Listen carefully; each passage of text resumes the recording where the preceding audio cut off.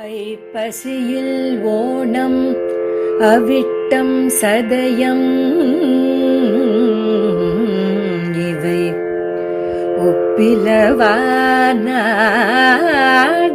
உலகத்தீர் எப்புவியும் பேசு புகழ் பொய்கையார் பூதத்தார் பேயாழ்வார் எப்புவியும் பேசு புகழ் பொய்கையார் பூதத்தார் பேயாழ்வார் தேசுடனே தோன்று சிறப்பால் ஐப்பசியில் ஓணம் அவிட்டம் சதயமிவை ஒப்பிலவானார்கள் உலகத்தீர் எப்புவியும் பேசு புகழ் பொய்கையார் பூதத்தார் பேயாழ்வார் தேசுடனே தோன்று சிறப்பால்.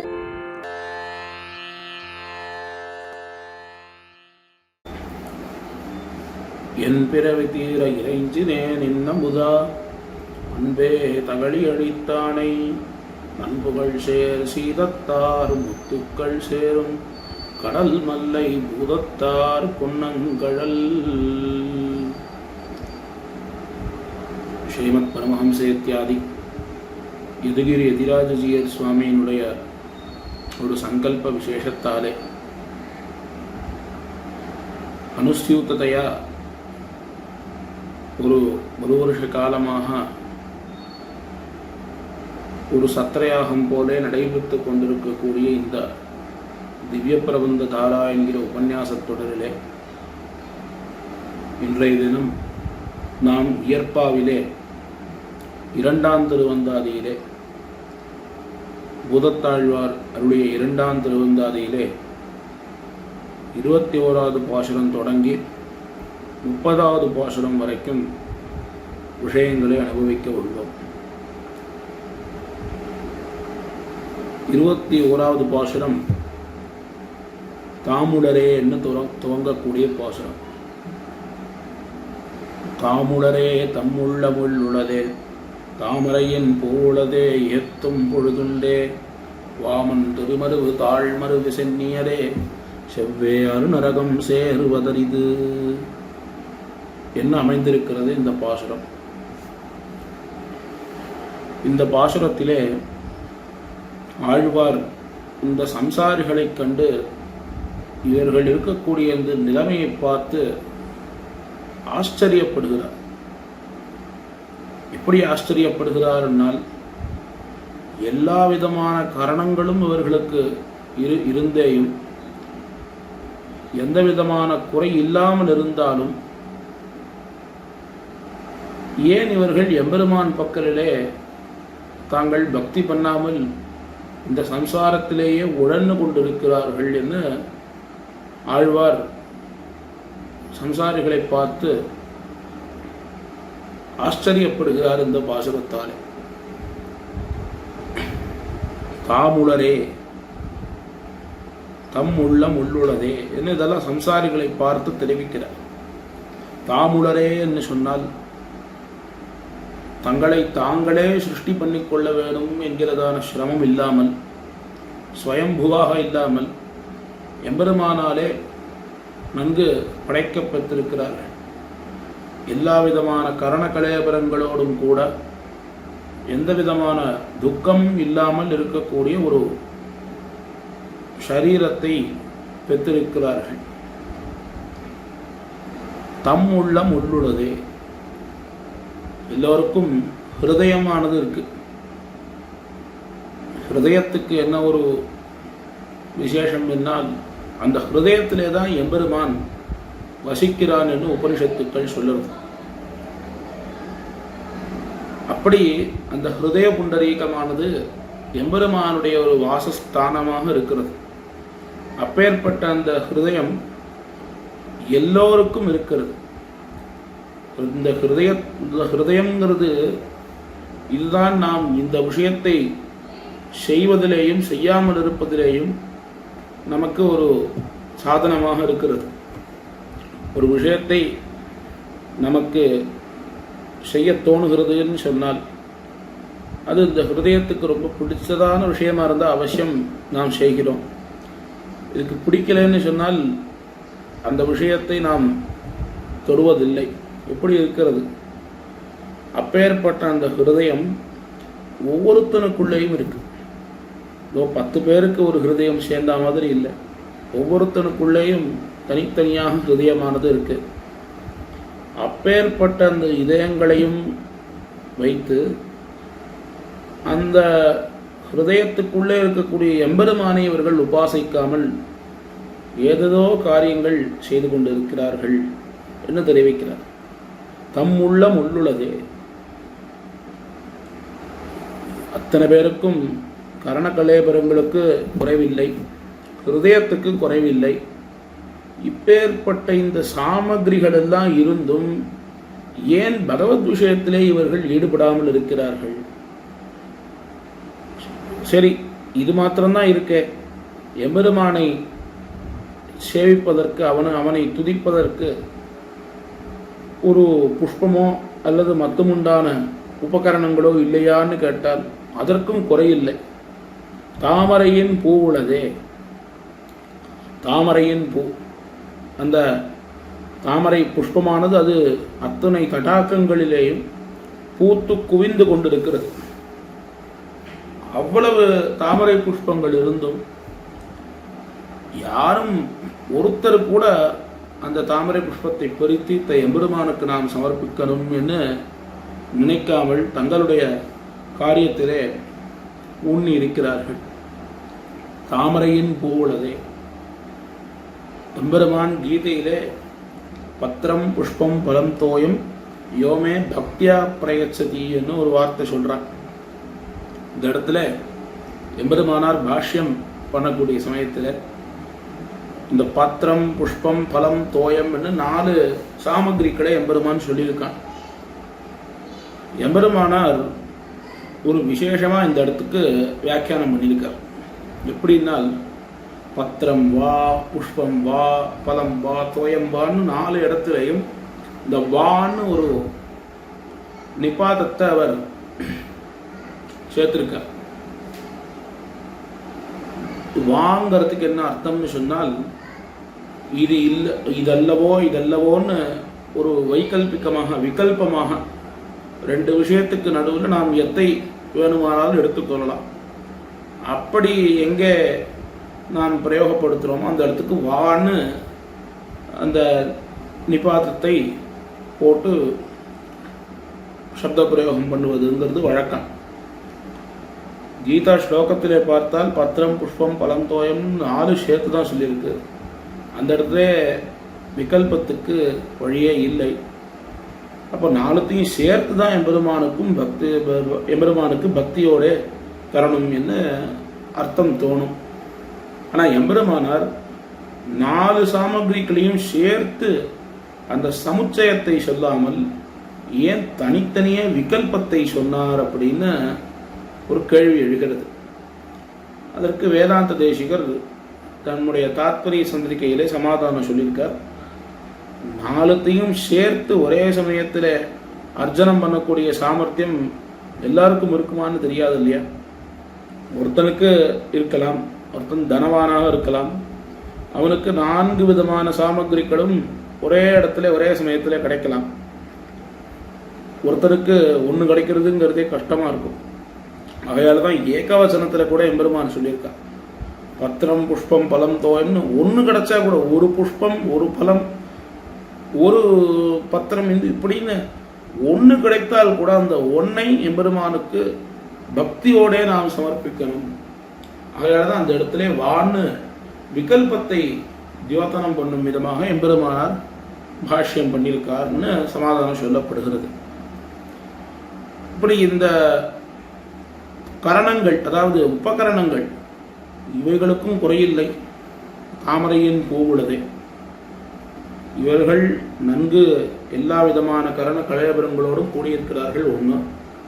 2வது, ஹிருதயம் இருக்கு எல்லாருக்கும்.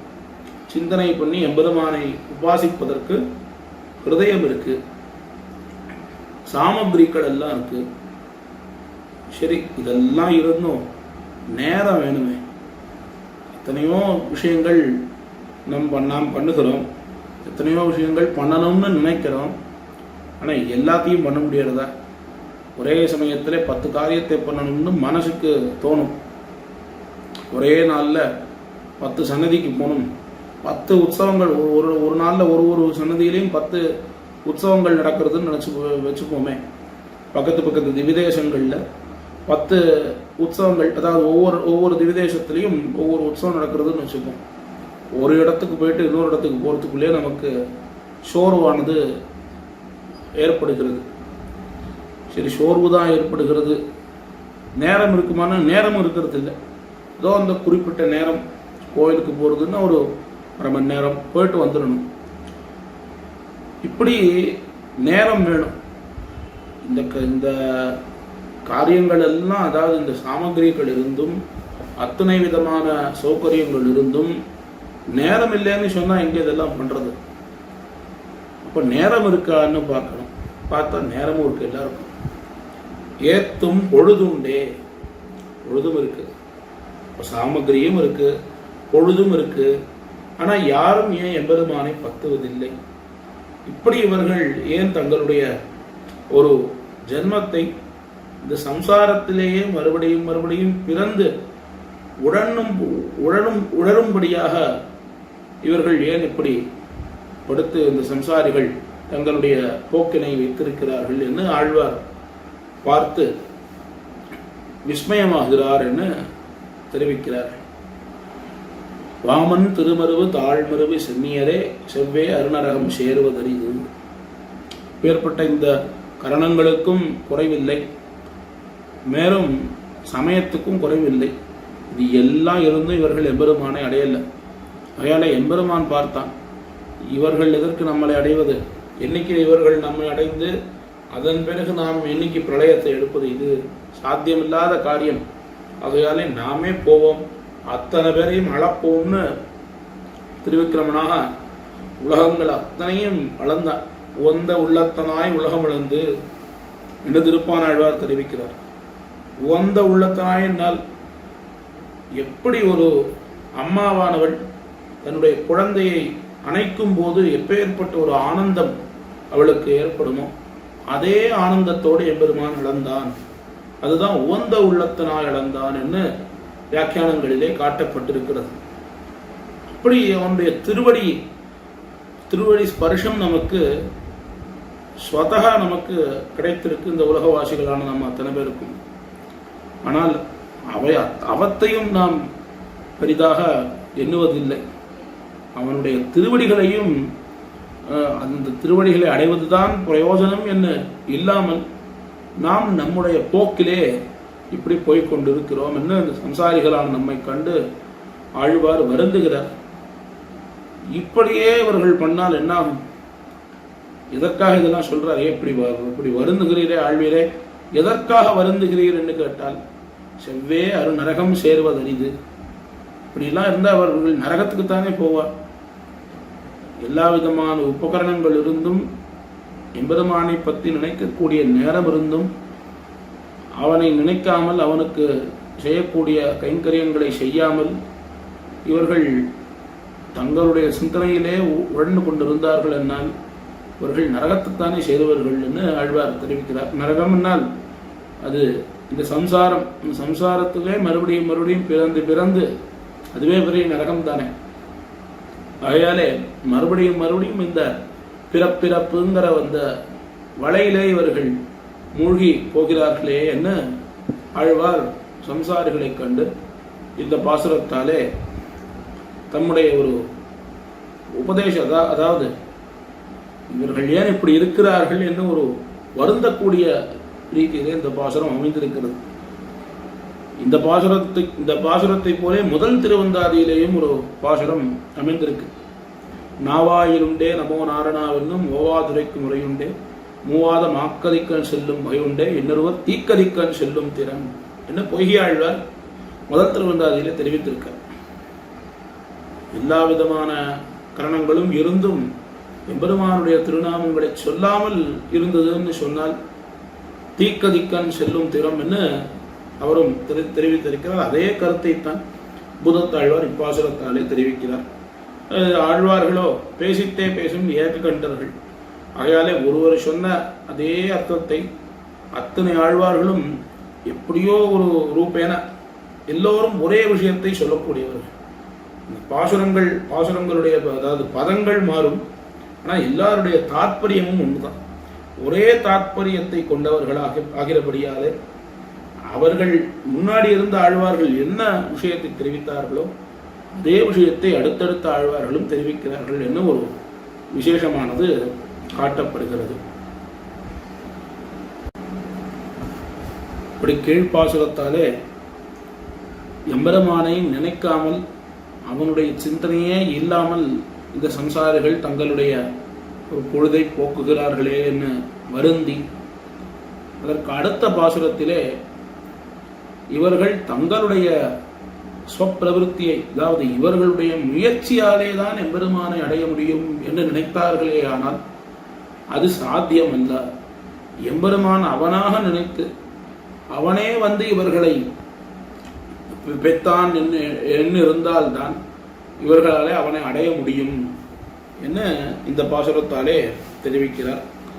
அரியதழிதாகும் ஆத்தலால் மாத்தி பெருக முயல்வாரை பெற்றால் கரியதோர் வெண்கோட்டு மால் யானை வெண்ணி முடித்தன்னே தன்கோட்டு மாமலரால் தாழ்ந்து. அதாவது எம்பெருமான் சர்வசக்தன், அவனுடைய சக்தியை கொண்டு நமக்காக எல்லா விதமான காரியங்களையும் தன்னுடைய காரியம் போல அவன் உற்சாகத்தோடு செய்து கொண்டிருக்கிறான் என்ன அவனுடைய அந்த பிரவೃತ್ತಿ நமக்கு காணப்படுகிறது. இதை பார்த்து அவனுடைய இந்த பிரவೃತ್ತಿக்கு எது தடையா இருக்குன்னு சொன்னா நம்முடைய பிரவೃತ್ತಿ தடையா இருக்கு. நம்முடைய பிரவೃತ್ತಿ என்ன, நாம் சாதனங்களை அனுஷ்டித்து அதாவது அவனை அடைவதற்கு நாம் முயன்றோம் என்று சொன்னால் அது அவன் நம்மை அடைவதற்கு தடையாக இருக்கிறது என்று தெரிவிக்கிறார்.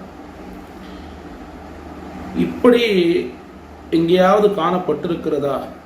அதாவது நம்முடைய ஒரு பிரவೃತ್ತಿயை நாம் பண்ணாமல் அவன் நம்மை எப்பொழுது பெறுகிறானோ அப்பொழுது நமக்கு பலன் கிடைக்கட்டும் என்று எங்கேயாவது காணப்பட்டிருக்கிறதா என்னால் அதற்கு உதாரணமாக கஜேந்திர ஆழ்வானுடைய சரித்திரத்தை சொல்லுகிறார். கஜேந்திர ஆழ்வான் எம்பெருமானுக்கு இந்த புஷ்ப கைங்கரியம் பண்ணணும்னு அந்த சரசிலே இருந்த தாமரை மலர்களை எடுத்தார். அப்படி இருக்கக்கூடிய சமயத்திலே ஒரு முதலையானது அவருடைய காலை நன்கு கவி கொண்டது. தன்னாலே முடிந்த வரையில் எப்படியாவது அந்த முதலையினுடைய பிடியிலிருந்து அகப்படணும் என்று முயற்சி செய்தார். கிட்டத்தட்ட 1000 வருஷம் போராடினார் என்று புராணங்களிலே காணப்படுகிறது. பல வருஷங்கள் போராடியும் அந்த முதலையினுடைய பிடியிலிருந்து விடுபட முடியல.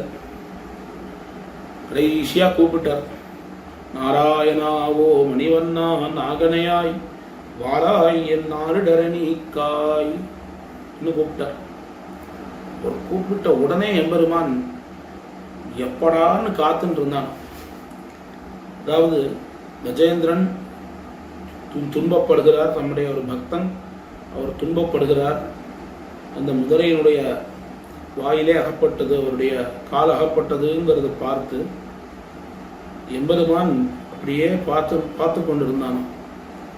தன்னுடைய முயற்சியாலே இவன் தன்னை காப்பாற்றிக் கொள்ள முடியும், ரட்சித்துக் கொள்ள முடியும் என்று நினைக்கிறானே, இவன் எவ்வளவு காலம் போராடுறான்னு பார்த்து கொண்டிருந்தான். கடைசி அதாவது பார்த்து கொண்டே இருந்தான். கடைசியிலே கஜேந்திர ஆழ்வானாலே முடியல. ஒரு கட்டத்திலே எம்பெருமானுடைய திருநாமத்தை கூப்பிட்டான். நாராயணா ஓமணிவண்ணா நாகனையா ஆதி மூலமேன்னு அழைத்தார். உடனே எம்பெருமான் புறப்பட்டு வந்தார். அதையால் தான் ஆதி மூலமே அழைத்தார். ஆதி மூலமேன்னு சொன்னால் எல்லாத்துக்கும் முழுமுதற் காரணமானவன். முழுமுதற் காரணமானவன் எம்பெருமான் தான். அவன் அந்த கஜேந்திர ஆழ்வானை வந்து சம்ரட்சித்தான் என்று சரித்திரம் காணப்படுகிறது. அப்போ அவர் காண்பித்த ஒரு நிஷ்டையானது நம்முடைய ஒரு முயற்சியாலே நாம் எம்பெருமானை அடைவது என்பது அந்த எண்ணம் நமக்கு இருக்கக்கூடாது.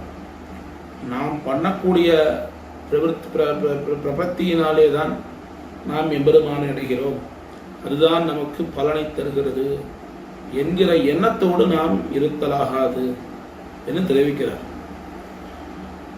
எப்போ கஜேந்திரன் கூப்பிட்டானோ, வாராய் என் ஆருட நினைக்காய்ன்னு எப்போ கூப்பிட்டானோ, எம்பெருமான் ஓடும் புள்ளேரி என்கிற கிரமத்திலே வந்தான். ஓடும் புல். கருடாழ்வானை எப்பொழுதும் கருடாழ்வான் சித்தமா இருப்பார், பெரிய திருவடி சித்தமா இருப்பார். அவரை எடுத்துக்கொண்டு எம்பெருமான் தன்னுடைய கையிலே மடக்கி கொண்டு வேகமா ஓடிக்கொண்டு வந்தான்.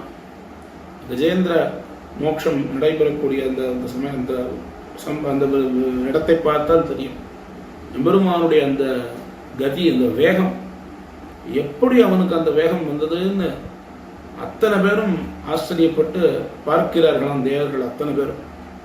அப்படி அவன் அந்த வேகத்தோடே வந்து அந்த கஜேந்திரனை காப்பாற்றினான் என்று காட்டப்பட்டிருக்கிறது. கரியதோர் வெண்கோட்டு மால்யானை வெண்ணி முடித்தன்னே தன்கோட்டு மாமலரால் தாழ்ந்து என்று எம்பெருமான் அவன் வந்து தம்மை காப்பாற்றுவான் என்று எப்போ அந்த கஜேந்திரன் நினைத்தானோ, அடுத்த க்ஷணம் எம்பெருமான் அவனுக்கு முன்பு பிரத்யக்ஷமாக தோன்றினான். அதுபோல நாமும் நாம் பண்ணக்கூடிய அந்த பிரபத்தி தான் நமக்கு பலத்தை தருகிறது என்னோல் அது அல்லது மத்தும் உண்டான விஷயங்கள் எம்பெருமானை அடைவதற்கு நம்முடைய முயற்சி தான் நமக்கு காரணம் என்று நினைத்தோம்னு சொன்னால் அது நிறைவேறாது. அவனுடைய சங்கல்பந்தான் முக்கியமானது என்கிற விஷயத்தை இந்த பாசுரத்தாலே ஆழ்வார் எள்ள தெளிவாக காட்டிருக்கிறார். அடுத்த பாசுரத்தாலே எம்பெருமான் யார் யார் தங்களுக்கு தன்னிடத்திலே எந்தெந்த வரங்களை கேட்கிறார்களோ அந்தந்த வரங்களை அவரவர்களுக்கு ஏத்தாற்போலே தருகிறான் என்று தெரிவிக்கிறார்கள். தாழ்ந்து வரங்கொண்டு தக்க வகைகளால் வாழ்ந்து கழிவாரை வாழ்விக்கும் தாழ்ந்த விலங்கனைக்கு கண்ணறிந்து வேத்துருவாய் ஞானமலந்தடி கீழ் கொண்டவன். அதாவது எம்பெருமானுடைய திருவடிகளிலே வணங்கி தங்களுடைய இஷ்டத்தை பூர்த்தி செய்து தர வேணும் என்ன யார் அவனிடத்திலே வரத்தை பெறுகிறார்களோ அவர்கள் தக்க வகைகளால் தங்கள் நிலைமைக்கு ஏற்ற வண்ணமாக, ஏற்ற வண்ணம் என்னால் அவர்கள் செய்ததான அந்த புண்ணிய பாபானுரோதேன எம்பெருமானுடைய சிருஷ்டியே அப்படித்தான் இருக்கு. சில பேர் இதை பற்றின விசாரம் அமைந்திருக்கிறது வேதாந்தங்களிலே. எம்பெருமான் இந்த ஜகத்தை சிருஷ்டிக்கிறான் என்று சொல்லுகிறார்கள். அந்த சிருஷ்டிக்கு பிரயோஜனம் இல்லைன்னு பூர்வபக்ஷம் பண்ணி, இல்லை அவனுடைய லீலைதான் பிரயோஜனம் என்று சித்தாந்தம் பண்ணினார்கள். அதற்கு மேலே கேள்வி, அப்படி அவனுடைய லீலை தான் பிரயோஜனம்னு சொன்னால் ஏன் இப்படி ஒவ்வொருத்தரையும் ஒவ்வொரு விதமாக அவன் படைக்கணும்? ஒருத்தனை ரொம்ப ஏழையாக படைக்கிறான், ஒருத்தனை பணக்காரனாக படைக்கிறான், ஒருத்தனை அங்கஹீனனாக படைக்கிறான். இப்பேற்பட்ட படைப்பு ஏன் இருக்கணும்னா அவரவர்களுடைய வைஷமிய நைர்கண்யத்தை கொண்டு எம்பெருமானுடைய அந்த படைப்பானது அமைந்திருக்கிறது. அதாவது அவரவர்கள் முன்னாடி ஜென்மங்களிலே பண்ண கர்மானுரோதேன எப்பேற்பட்ட காரியங்களை அவர்கள் செய்தார்களோ அதற்கு ஏற்ற மாறிய ஒரு ஜென்மாவை எம்பெருமான் அடுத்த ஜென்மத்திலே படைக்கிறான் என்று காட்டப்பட்டிருக்கிறது. ஆகையாலே தக்க வகைகளால் அவரவர்களுக்கு ஏற்றாற் போலே அந்த பலத்தை தருகிறான்.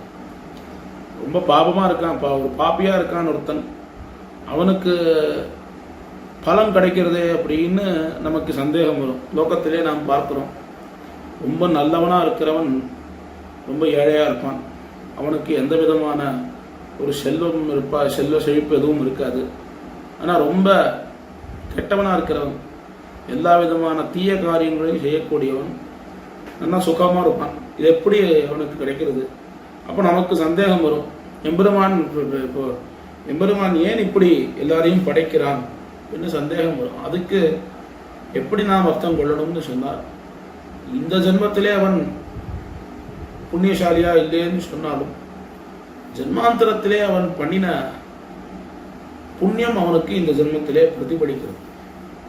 போன ஜென்மத்திலே நிறைய புண்ணியம் செய்திருப்பான், பல நன்மைகள் அவன் அனுஷ்டித்திருப்பான், பல நன்மைகளை.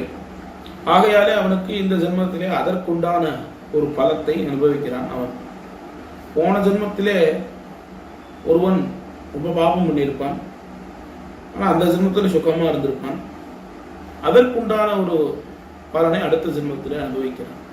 இப்படி இது மாற்றி மாற்றி சுழன்று கொண்டே தான் இருக்கிறது. ஆகையால இந்த சுழற்சிங்கிறது நீங்கணும்னு சொன்னால் புண்ணியமும் நமக்கு இருக்கக்கூடாது, பாப்பமும் இருக்கக்கூடாது. அப்படி ரெண்டும் இல்லாமல் இருந்தாதான் மோட்சம் என்று இப்படி இருக்கிறது மோட்சத்தினுடைய ஒரு ஸ்திதி. மோட்சம் அடைவதற்குண்டான ஸ்திதி இப்படி இருக்கு. ஆகையாலே எம்பெருமான் தக்க வகைகளால், அதாவது யார் யார் தன்னிடத்திலே எப்படிப்பட்ட பலத்தை ஆசிக்கிறார்களோ தக்க வகைகளால் அவன் அனுகிரகிக்கிறான். கேட்கிறான்னு சொல்ல அப்படியே தரதில்லை. அவர்களுடைய அந்த கர்மானுரோதேனா அவர்களுக்கு நிலைமைக்கு தகுந்தாற் போலே அவன் அந்தந்த பலத்தை தருகிறான். அப்படி அந்த பலத்தை அவர்கள் எந்த பலத்தை எதிர்பார்க்கிறார்களோ, அதாவது தாழ்ந்த பலமாக இருந்தாலும் சரி, உயர்ந்த பலனாக இருந்தாலும் சரி, ஐஸ்வர்யமோ கைவல்யமோ இல்லை பகவத் பிராப்தியோ எதுவாக இருந்தாலும் அந்த பலத்தை கொண்டு அவர்கள் மேன்மேலும் ஒரு சுகத்தை அனுபவிக்கிறார்கள். இப்பேற்பட்ட இவர்களை வாழ்விக்கக்கூடிய எம்பெருமான் என்ன செய்திருக்கிறான் என்று அவனுடைய சரித்திரங்கள் கொண்டாடப்படுகிறது. தாழ்ந்த விலங்கணிக்கு கண்ணெறிந்து வேத்துருவாய் ஞானம் அலந்தரிக்கீழ் கொண்டவன். கிருஷ்ணாவதாரம் ராமாவதாரம் இது ரெண்டுத்தையும் ஆழ்வார்கள் பல இடங்களிலே ஒரு சேர்த்து அனுபவிப்பார்கள். கிருஷ்ணனுக்கும் வாமனனுக்கும் இருக்கக்கூடிய பல சாமியங்களை ஆழ்வார்களும் ஆச்சாரியர்களும் ஆங்காங்கே காட்டியிருக்கிறார்கள். விலங்கணிக்கு கண்ணறிந்து வேத்துரு, விலங்கணிக்கு கண்ணறிந்து, இது கிருஷ்ணாவதாரத்தை சொல்லக்கூடிய ஒரு வார்த்தையாக அமைந்திருக்கிறது. தாழ்ந்த விலங்கணிக்கு கண்ணறிந்து, அதாவது அந்த விழாமரத்தினுடைய கனியிலே ஒரு அசுரன் இந்த விழாமரத்தினுடைய கனி போலே தன்னுடைய உருவத்தை எடுத்துக்கொண்டான். இன்னொருவன் கண்ணுக்குட்டியை போல வந்தான். அந்த ரெண்டு பேரையும் எம்பெருமான் சம்ஹாரம் பண்ணினான் கிருஷ்ணாவதாரத்திலே. இது ஒரு பிரசித்தமான சரித்திரம். அதே போல வேத்துருவாய் ஞானமளந்தடிக்கீழ் கொண்டவன். வேத்துருவாய், குரலுருவாய், தன்னுடைய உண்மையான ஸ்வரூபத்தோடு போகாமல் குரலுருவிலே சென்று மகாபலியினுடைய சபைக்கு போய் அவனுடைய அகங்காரத்தை அடக்க வேணும் என்கிற காரணத்தாலே உலகத்தை எல்லாவற்றையும் அளந்தான். ஞானம் இழந்தடிக்கீழ் கொண்டவன் என்று அவனுடைய சரித்திரம் சொல்லப்பட்டிருக்கிறது இந்த பாசுரத்தால். இப்படி இதுவரைக்கும் எம்பெருமானுடைய இந்த குணங்கள், அதாவது யார் தன்னை ஆசிரியிக்கிறார்களோ அவர்கள் கூப்பிட்ட மாத்திரத்திலே அவன் உடனே வந்து விடுகிறான் இன்னும் கஜேந்திர ஆழ்வானுடைய சரித்திரத்தை அனுசந்தித்து, அதே போல அவனிடத்திலே யார் யார் எந்த வரங்களை கேட்கிறார்களோ அவர்களுடைய கர்மாவுக்கு ஏற்றாற் போல அவன் அந்த வரங்களை தருகிறான் என்று சொல்லி இந்த பாசுரத்தாலே இந்த கர்மாவை தருகிறான், இந்த கர்மாவுக்கு ஏற்றாற் போல பலத்தை தருகிறான், கூப்பிட்ட உடனே வருகிறான், இதெல்லாம் அவன் தானே அவசியம் பண்ணியாகணும். ஏன்னா இந்த உலகத்தை எல்லாம் படைக்கக்கூடியவன் அவன் தான். தன்னுடைய லீலைக்காக படைக்கிறான்னு சொல்லியாச்சு. அப்போ இந்த லீலைக்காக படைத்தாலும் இதிலேருந்து வரக்கூடிய அத்தனை விதமான நன்மை தீமைகள் எல்லாவற்றையும் நிர்வகிக்கக்கூடியவன் அவன் தானே. ஆகையாலே இது ஒன்றும் ரொம்ப சுவாரஸ்யம் இல்லை. அதாவது அவன் இதெல்லாம் பண்ணுகிறபடியாலே அவனுக்கு ஒரு மேன்மை என்ன கிடையாது. மேலும் எதனாலே மேன்மை என்னால் இந்த சம்சாரத்திலே இருக்கக்கூடியவர்களை தன்னிடத்திலே சேர்த்துக் கொள்கிறானே, அதுதான் அவனுக்கு ஒரு மேன்மையை தருகிறது என்று இந்த பாசுரத்தாலே தெரிவிக்கிறார். அவன் கண்டாய் நன்னஞ்சே யாரருளும் கேடும், அவன் கண்டாய் ஐம்புலனாய் நின்னான், அவன் கண்டாய் காத்து தீ நீர்வான் கருவரைமன் காரோத சீற்றத்தீயாவானும் சென்னு. தன்னுடைய நெஞ்சை பார்த்து பேசுகிறார். நெஞ்சே கேள் என்று தெரிவிக்கிறார்.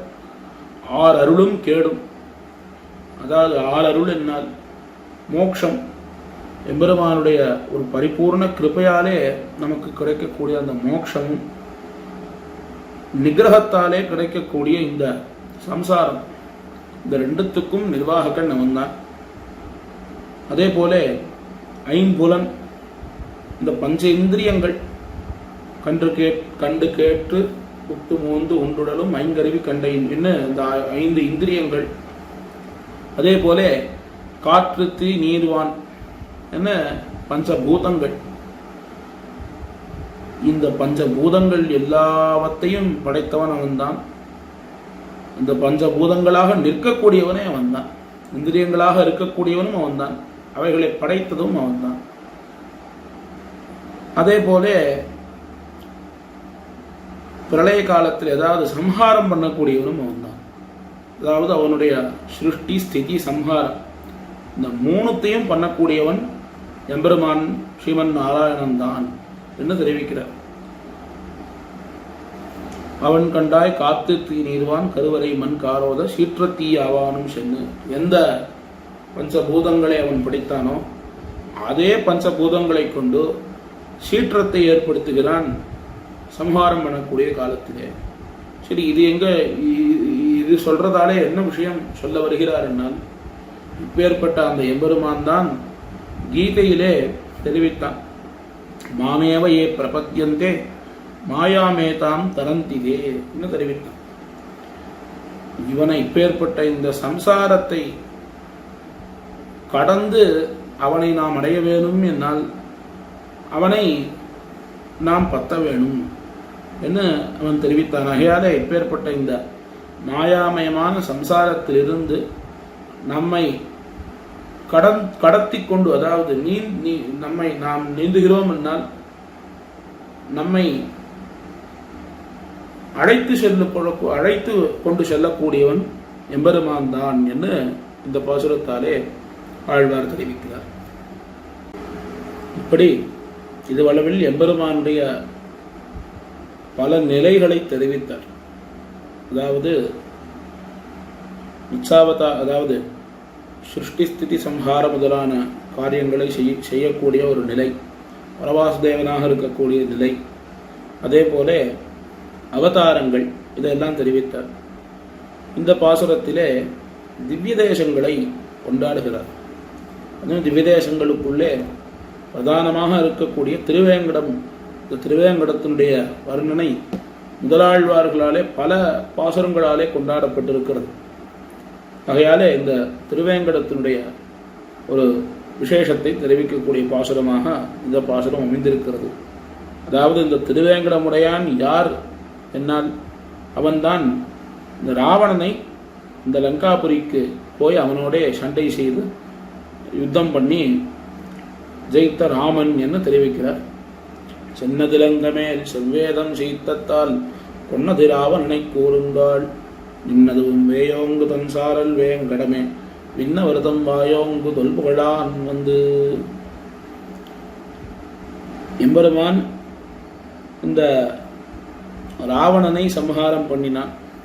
அவனோடே போய் யுத்தம் பண்ணி அவனை கொன்னான் என்று ஸ்ரீராமாவதாரத்திலே ஸ்ரீராமாயணத்திலே காணப்படுகிறது. இவன் ஏன் அவதரித்து வந்து ராவணனை சம்ஹாரம் பண்ணணும் என்ன ஒரு கேள்வி. அவன் சங்கல்பம் பண்ணாலே போருமே. பஸ்மீ பவத்து ராவணஹான்னு சங்கல்பம் பண்ணால் போரும். அப்படி சங்கல்பம் பண்ணாலே ராவணன் அடுத்த க்ஷணம் அழிந்திருப்பான். பிரம்மாதி தேவர்களுக்கும் அவர்களுடைய காரியம் அடையப்பட்டிருக்கும். ஏன்னா அவர்களெல்லாம் எம்பெருமானிடத்திலே போய் நின்னார்கள். போய் நின்று ராவணனுடைய ஒரு கொடுமைகளை சொல்லி இவன் பண்ணக்கூடிய இந்த அட்டூழியம் இது தாங்கல்ல, பிரம்மதேவர் அவன் கேட்கிறான்கிறதான என்ன கேட்கிறாங்கிறத பார்க்காமல் அவனுக்கு வரம் கொடுத்துட்டார். ஆகையாலே அவன் பண்ணக்கூடிய காரியங்கள் எதுவும் தாங்கும்படி இல்லை, எம்பெருமான் தான் அதற்கு வழி தெரிவிக்கணும்னு பிரார்த்தித்தார்கள். எம்பெருமானிடத்திலே போலாமான்னு பிரார்த்தித்தார்கள். அவனே முன்னே போய் வலிய போய் அவர்களுக்கு நான் போய் தசரதனுடைய புத்திரனாக பிறக்கிறேன்னு அவர்களுக்கு அனுகிரகம் பண்ணினான். ஏன் அப்படி பிறக்கணும், அந்த அவதாரத்துக்கு என்ன நோக்கம் என்ன, அவனுடைய சங்கல்பமே அதுக்கு நோக்கம் என்று தெரிவிக்கிறார்கள். பரித்ராணாய சாதுனாம் விநாசாயத துஷ்கிருதம் தர்ம சம்ஸ்தாபனார்த்தாய சம்பவாமி யுகே யுகேன்னு கீதாச்சாரியனுடைய வார்த்தை. சாது ஜன பரித்ராணம் பண்ணணும். அதே போல துஷ்டர்களை சம்ஹரிக்கணும். சாது ஜனங்களை காப்பாற்ற வேணும். சாது ஜனங்களை காப்பாற்ற வேணும் என்னால் அவன் இருந்த இடத்திலிருந்து காப்பாற்றிருக்கலாம். ஆனாலும் அவர்கள் அத்தனை பேருக்கும் தன்னுடைய ஒரு அந்த திவ்யமங்கல விக்கிரகத்தை, அதாவது தன்னுடைய திருமேனி அழகை அத்தனை பேரும் அனுபவிக்கும்படி பண்ண வேண்டும் என்கிற காரணத்தால் தான் இந்த சௌந்தரிய சௌகுமாரிய லாவண்யங்களை அத்தனை பேரும் அந்த காலத்திலே இருந்தவர்கள் அனுபவிக்க வேண்டும் என்கிற காரணத்தாலே தான் எம்பெருமான் சக்கரவர்த்தி திருமணமாக திருவதரித்தான் என்று காட்டப்பட்டிருக்கிறது. ஆகையாலே அவர்களோடு அவனுடைய முக்கியமான காரணம் சாதுஜன பரித்ராணம். அந்த காரணத்துக்காகத்தான் அவன் இந்த ஸ்ரீராமாவதாரத்தை எடுத்தான். அப்படி எடுத்து ராவணனை சம்ஹாரம் பண்ணினான். அவன் சங்கல்பித்திருந்தால் போரும், ராவணனை நாம் அழிக்கணும்னு நினைத்தால் போரும், திருவாழியாழ்வான் புறப்பட்டு ராவணனை அழித்து கொண்டு வந்திருப்பான். ஆனால் அவன் அப்படி பண்ணாமல் இப்படி தானே அவதரித்ததற்குண்டான காரணம் அத்தனை பேரும் தன்னுடைய திருமேனி அழகை அனுபவிக்க வேண்டும் என்கிற ஒரே காரணம்தான். அப்பேற்பட்ட அந்த திருமேனி அழகனை நாம் இன்னளவும் இந்த திருவேங்கடத்திலே சேவிக்கலாம். திருவேங்கடம் நின்னதும் வேயோங்கு தன்சாரல் வேங்கடமே என்று தெரிவிக்கிறார். அதாவது மூங்கில்கள், இந்த மூங்கில்கள் ஓங்கி வளர்ந்திருக்கக்கூடிய இந்த திருவேங்கடம், அதே போல குளிர்ந்த சாரல்களோடு கூடிய இந்த திருவேங்கடம். அந்த திருவேங்கடத்திலே நின்று கொண்டிருக்கக்கூடிய எம்பெருமான் யாரு என்னால் சாக்ஷாத் சக்கரவர்த்தி திருமகனான ராமபிரான் தான் இந்த திருவேங்கடத்திலே நமக்கு சேவை சாதித்துக் கொண்டிருக்கிறான் என்று இந்த பாசுரத்தாலே திருவேங்கடமுடையானுடைய ஒரு வர்ணனை ஆழ்வாராலே செய்யப்பட்டிருக்கிறது. இப்படி கீழ்ப்பாசுரத்திலே திருவேங்கட விஷயமாக திருவேங்கடமுடையானை ஆழ்வார் அனுபவித்தார். திருவேங்கடமுடையானை அனுபவித்தவுடன் திருவேங்கடத்தினுடைய ஒரு ஞாபகம் அவருக்கு வந்தது. சரி, இந்த திருவேங்கட மலையையும் நாம் இந்த பாசுரத்தாலே அனுபவிப்போம் என்று அடுத்த பாசுரம். அந்தித்தவனை வழிநின்னவைம்பூதம் 5 மகத்தடக்கிய அருவமாய் இந்தி படியமலரு வேலையான் பண்டமலர்க்கு இந்த படியமலரு வாழும் பதி. கீழே நின்னதும் வேயோங்கு தன்சாரல் வேங்கடமே என்று திருவேங்கடத்தினுடைய வர்ணனை தெரிவித்தவுடன் இன்னமும் கூட திருவேங்கடத்தை அனுபவிக்கணும்னு ஆசை ஏற்பட்டபடியாலே அந்த திருவேங்கட திவ்யதேசம் யாருக்கு இருப்பிடமாக இருக்கிறது என்று தெரிவிக்கிறார். அங்கே நித்தியவாசமாக கொண்டிருக்கக்கூடிய ஸ்ரீ வைஷ்ணவர்கள், அவர்களுக்கு இந்த திருவேங்கடம் ஒரு வாழுமிடமாக அமைந்திருக்கிறதுங்கிறது ஒரு அதிசயம் இல்லை.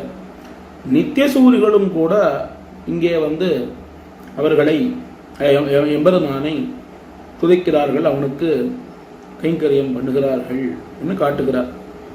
மற்ற ஆழ்வார்களும் கூட மந்திபாய் வடவேங்கடமாமலை வானவர்கள் சந்தி செய்ய நான் என்ன திருப்பானாழ்வாரும் சுமந்து மாமலர் நீர் சுடர் தூபம் கொண்டு அமர்ந்து வானவர் கோனிடும் என்று நம்மாழ்வாரும் தெரிவித்திருக்கிறார்கள். ஆகையாலே இந்த திருவேங்கடமானது அங்கே இருக்கக்கூடியவர்களுக்கு மாத்திரம் ஒரு அனுபவிக்கக்கூடிய ஒரு ஸ்தலமாக இல்லாமல் வானவர்களுக்கும், அதாவது தேவர்களுக்கும் நித்தியசூரிகளுக்கும் கூட இந்த திருவேங்கடம் ஒரு புகலிடமாக இருக்கிறது. ஏன்னா தேவர்கள் தேவர்கள் க்ஷீராப்தியிலே எம்பெருமானை சேவிக்கக்கூடியவர்கள். அவர்களுக்கு பரமபதத்துக்கு போவதற்கு அனுமதி இல்லை. வந்தித்தவனை வடிநின்ன வைம்பூதம் 5 மகத்தடக்கி ஆர்வமாய் என்ன எம்பெருமானை அவர்கள் அத்தனை பேரும் போட்டி போட்டுக்கொண்டு வந்து ஒருவர் தள்ளிக்கொண்டு நான் தான் எம்பெருமானை முதல்ல சேவிப்பேன், நான் தான் சேவிப்பேன், அத்தனை பேரும் தள்ளிக்கொண்டு அந்த திருப்பார்கடலிலே எம்பெருமானை சின்ன சேவிக்கக்கூடியவர்கள் தேவர்கள். அப்பேற்பட்ட அந்த தேவர்களுமே கூட இந்த திருவேங்கட மலைக்கு வந்து திருவேங்கடமுடையானுடைய திருவடிகளிலே தங்களுடைய புகலிடமாக திருவேங்கடத்தை கருதுகிறார்கள். அப்பேற்பட்ட இந்த திருவேங்கடம் எம்பெருமானுக்கு அந்த கைங்கரியங்கள் செய்யக்கூடிய ஒரு ஸ்ரீவைஷ்ணவர்கள், அதாவது எம்பெருமானுக்கு ஒழிவில் காலமெல்லாம் உடனாய் மன்னியன் அப்படி கைங்கரியம் பண்ணக்கூடிய ஸ்ரீவைஷ்ணவர்கள் சமிருத்தியாக எழுந்தருளி இருக்கக்கூடிய ஒரு திவ்யதேசமாக இந்த திருவேங்கடம் அமைந்திருக்கிறது என்று இந்த பாசுரத்தாலே ஆழ்வார் திருவேங்கடத்தினுடைய வைபவத்தை தெரிவிக்கிறார். இவ்வாறாக கீழ் 2 பாசுரங்களாலே ஆழ்வார் திருவேங்கடத்துடைய அனுபவத்தை நன்கு விசதமாக தெரிவித்தார். திருவேங்கடத்தை அனுபவித்தவுடன் இவருடைய மனம் அந்த திருவேங்கடத்திலேயே திளைத்திருக்கிறது. அதாவது திருவேங்கடத்தை விட்டு வருவதற்கு இவருடைய மனமானது விரும்பவில்லை என்று இந்த பாசுரத்தாலே தெரிவிக்கிறார். பதியமைந்து நாடி படுத்தெழுந்த சிந்தை மதியொருஞ்சி வான்முகடு நோக்கி நதிமுகத்தங்கோல் தேடியோடும் கொழுந்ததே போன்னதே மால் தேடியோடும் மனம். இப்படி இந்த திருவேங்கட மலையிலே அங்கே அமைந்து நன்கு வேரூன்னி அந்த மனமானது அவருடைய மனமானது திருமலையிலேயே வேரூன்னி நிற்கிறது. பதியமைந்து நாடி வருத்தெழுந்த சிந்தை மதியுறிஞ்சி வான்முகடு நோக்கி, இப்படி வேறு எந்த இடத்தையும் தேடாமல் மற்ற எல்லா இடங்களையும் பார்த்து எந்த இடத்திலேயும் எம்பெருமானை காண முடியாமல் அந்த திருவேங்கடத்திலே அவருடைய சிந்தையானது அங்கேயே திளைத்து நிற்கிறது. திளைத்து நிற்கிறதே அந்த திருவேங்கடமுடையானோட கலக்க வேணும் என்று ஆழ்வார் நினைக்கிறார். ஆனால் திருவேங்கடமுடையானுடைய அந்த திருமேனியம் அச்சாவதாரமாகிறபடியாலே அவனோடு கலப்பதற்கு எந்த விதமான வாய்ப்பும் கிடைக்கல. ஆகையாலே எப்படியாவது அவனோடு கலக்க வேணும். திருவேங்கடமலையிலே கலக்க முடியலன்னா வைகுண்டத்திலே அந்த அளவுக்கும் போய் அவனோட எப்படியாவது கலக்க வேணும் என்று அவனுடைய துடிப்பானது அமைந்திருக்கிறது. நதிமுகத்து அங்கோல் தேடியோடும் கொழுந்ததே போன்னதே மால் தேடியோடும் மனம். ஒரு கொழுந்து எப்படி ஒரு கோல் தேடி அமைந்திருக்குமோ அதுபோல இவருடைய மனமானது திருமாலை தேடி அமைந்திருக்கிறது. அதாவது ஒரு கொழுந்து வளர வேணும் என்னால் அதை ஒரு கோலிலே நாம் வைக்க வேணும். அப்பதான் அது நன்கு படர்ந்து நன்கு வளரும்.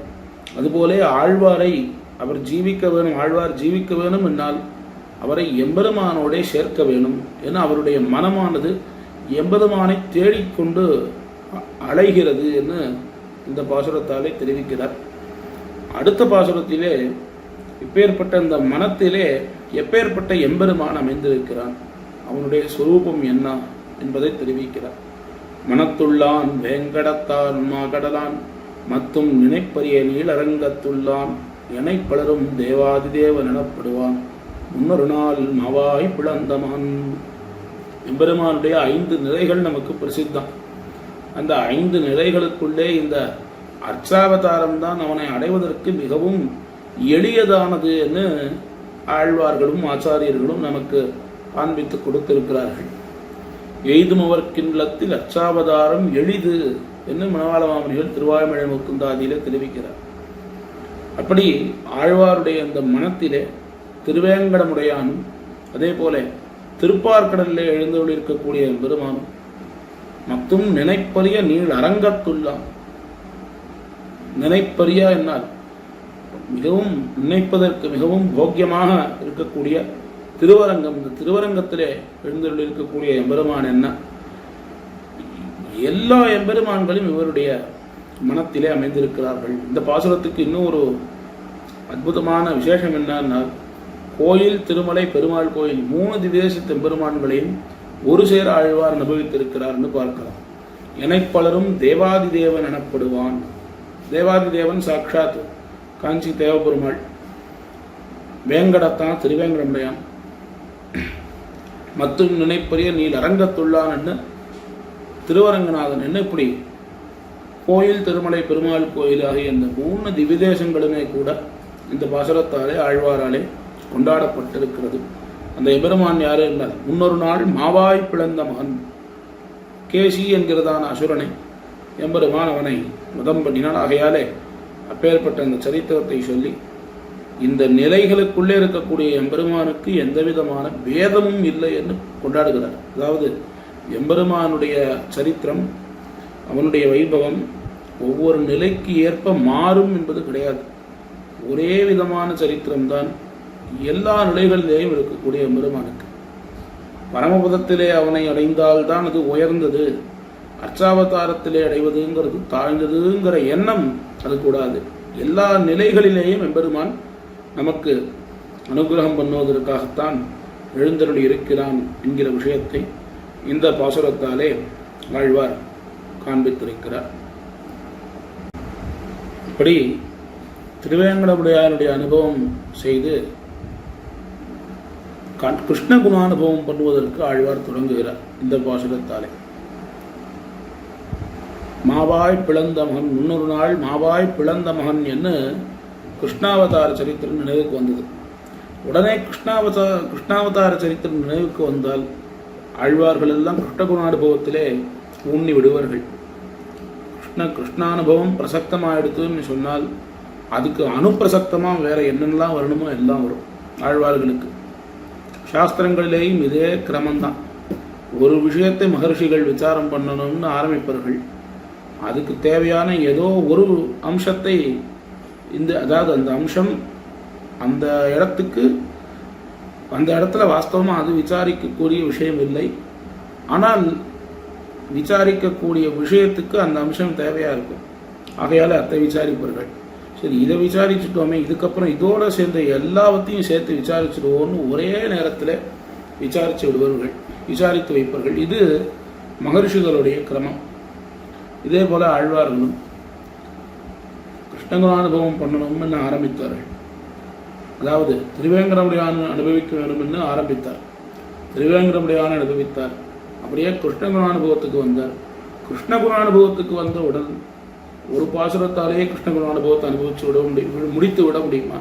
ஆகையால இன்னொரு ஒரு பாசுரத்தாலேயும் கண்ணனுடைய விற்த்தாந்தங்களை தெரிவிக்கிறார். மகனாக கொண்டெடுத்தால் மாண்பாய கொங்கை அகனார உண்பதென்னுண்டே மகனைத்தாய் தேராத வண்ணம் திருத்தினாய் தென்னிலங்கை நீராக ஈதொழித்தாய் நீ என்று இந்த பாசுரம். அதாவது எம்பெருமான் பூதனையினுடைய உயிரை மாய்த்த கதை. இந்த பூதனையானவள் வராள். அவள் யசோதையை போலேயே வேடம் தெரித்து கொண்டு வராள். தன்மகனாக அவள் கண்ணனை நினைத்துக் கொண்டு அவள் வருகிறாள். யசோதையை போல வேடம் தெரித்துக் கொண்டு வருகிறாள். அத்தனை பேரும் அங்கே ஸ்தம்பித்து போனார்கள். இவள் யார்? யசோதை போலேயே இருக்காளே, அவளை காட்டிலும் ரொம்ப தேஜஸ்வியா இருக்காளே, இவள் தான் உண்மையான யசோதையான்னு எல்லாருக்கும் சந்தேகம். மற்ற பேருக்கு சந்தேகம் இருந்தால் போறாது, யசோதைக்கே சந்தேகம். என்ன இவள் நம்மளை காட்டிலும் ரொம்ப அழகா இருக்காளே, ஒருவேளை இவள் தான் உண்மையான யசோதையும் அவளுக்கே சந்தேகம் ஏற்படும்படி அந்த பூதனை அவளுடைய வேடத்தை தரித்து கொண்டு வந்தாள். வந்தவள் நேரடியாக கண்ணனை எடுத்தாள். கண்ணனை கேட்டாள். இவளும் யசோதையும் கண்ணனை கொடுத்துட்டாள். கொடுத்தவள் அவள் அப்படியே அந்த மயக்கத்திலே இருக்காள். விடன நம்ம விட ரொம்ப அழகா இருக்காளே அப்படிங்கிற ஒரு மயக்கத்திலே யசோதை இருக்காள். அவள் அந்த ஒரு க்ஷணம் கண்ணனை வாங்கி கொண்டு அவனுக்கு பால் தருகிறாள். பால் தந்தால் கண்ணனும் யசோதையின் இடத்துல எப்படி பால் பருகுவானோ அதே போல பருகுகிறான். ஒரு கட்டத்திலே அவளுடைய பிராணனையும் சுவைக்க துவங்கி விட்டான். அவளுடைய பிராணனையும் உரியறான். அவளாலே வலி பொறுக்க முடியல. வலி பொறுக்க முடியாமல் அவள் கதறுகிறாள், அலறுகிறாள். அந்த அலறலை கேட்டு அத்தனை பேரும் வந்து பார்க்கிறார்கள். வந்து பார்த்தால் அவள் அப்பேற்பட்ட ஒரு தன்னுடைய உண்மையான ஒரு ரூபத்தை அவள் எடுத்து கீழே மாண்டு போய் விழுந்தால் அந்த பூதனை. இந்த சரித்திரத்தை பார்த்தவுடன் யசோதைக்கு ஒரு நம்பகத்தன்மையே இல்லை கண்ணனிடத்திலே. இவனை சின்ன குழந்தைன்னு நாம் நம்பக்கூடாது. இவன் பண்ணக்கூடிய காரியங்கள் எல்லாம் ஒன்னொன்னும் விசித்திரமாக இருக்கு. இவனுடைய வயதுக்கு இந்த காரியங்கள் எல்லாம் பொருந்தாத காரியங்களாக இருக்கு. வயதுக்குங்கிறது ஒன்றும், இவன் விரும்பின மனுஷன் தானே, மனிதனாலே இப்பேற்பட்ட காரியங்கள் எல்லாம் செய்ய முடியுமா? அப்போ இவன் சாமானியமானவன் இல்லை என்று அந்த யசோதையுமே கண்ணனை ரொம்ப கண்காணித்து கொண்டே இருக்கிறார். அப்பேற்பட்ட அந்த சரித்திரத்தை அனுசந்திக்கிறார். மகனாக கொண்டெடுத்தாள் மாண்பாய கொண்டு அகனார 9 உண்டு மகனைத்தாய் தேராத வண்ணம் திருத்தினாய். இப்படி யசோதையினிடத்திலே தன்னுடைய உண்மையான சுரூபத்தை எம்பெருமான் காண்பித்து அவளுக்கு உய்வை தந்தான். அவள் உய்யும்படி பண்ணினான். அந்த கண்ணன் தான் ராமனாக தென்னிலங்கை நீராக இதழித்தாய். அவன் யாரென்னால் முந்தைய அவதாரத்திலே சக்கரவர்த்தி திருமணாக திருவதரித்து ராமபிரானாக அந்த தென்னிலங்கையை அவன் அழித்தான், ராவணனுடைய யுத்தம் செய்தான் என்று இப்படி அவதாரங்களுக்குள்ளே எம்பெருமான் அவனுடைய ஐக்கியத்தை இந்த பாசுரத்தாலே ஆழ்வார் தெரிவிக்கிறார். இப்படி இதுவரையில் அவதாரங்களிலே ஆழ்வார் தம்முடைய அனுபவத்தை அனுபவித்து கொண்டு வர எம்பெருமானுடைய வேறும் சில அவதாரங்களை இப்பாசுரத்தாலே அனுபவிக்கிறார். அதாவது கிருஷ்ணாவதாரத்திலே இதற்கு முன்பு அவருடைய சிந்தையானது இருந்தது. இந்த பாசுரத்திலே அவனுடைய திரிவிக்ரமாவதாரம், அதே போல வராகாவதாரம், கூர்மாவதாரம் இவை எல்லாவற்றையும் ஒரு சேர அனுபவிக்கிறார். நீ என் உலகளந்தாய் நீண்ட திருமாலே, நீ என் உலகிடந்தாய் என்பதால், நீ என் காரோதமுன் கடைந்து பின்னடைத்தாய் மா கடலை பேரோதமே நிற்பிரான்.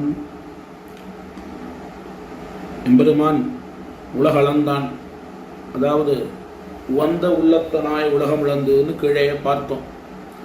எல்லோரையும் தன்னவர்கள் என்று காண்பிப்பதற்காகவே அவன் உலகத்தை அளந்தான். தன்னுடைய பரதத்துவத்தை ஸ்தாபிக்க வேணும் என்பதற்காக உலகளந்தான். அதே போல உலகிடந்தான். வராக அவதாரம் எடுத்தான், பூமாதேவியை சம்ரட்சித்தான். ஹிரண்யாட்சனை கொண்டு பூமாதேவியை எம்பெருமான் சம்ரட்சித்தான்.